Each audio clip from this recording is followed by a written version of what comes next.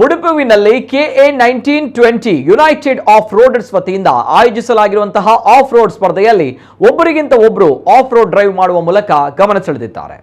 100ಕ್ಕೂ ಹೆಚ್ಚು ರೇಸಿಂಗ್ ಜೀಪ್ಗಳು ಮುಡುಪುವಿನ ಈ ಆಫ್ ರೋಡ್ನಲ್ಲಿ ರೋಮಾಂಚನಕಾರಿ ಪ್ರದರ್ಶನ ನೀಡಿದೆ. ಕಡಿದಾದ ಜಾಗದಲ್ಲಿ ನಿರ್ಮಾಣ ಮಾಡಿದ್ದ ಕೃತಕ ಗುಂಡಿಗಳನ್ನ ಹಾಗೂ ಕೆಸರಿನ ಹೊಂಡಗಳಲ್ಲಿ ನಡೆದಂತಹ ಈ ಆಫ್ ರೋಡ್ ಡ್ರೈವ್ ಜನರ ಮನಸೂರೆಗೊಂಡಿದೆ. ಈ ಆಫ್ ರೋಡ್ ಸ್ಪರ್ಧೆಯ ಕೆಲ ರೋಮಾಂಚನಗೊಳಿಸುವಂತಹ ದೃಶ್ಯಗಳು ಇಲ್ಲಿವೆ ನೋಡಿ.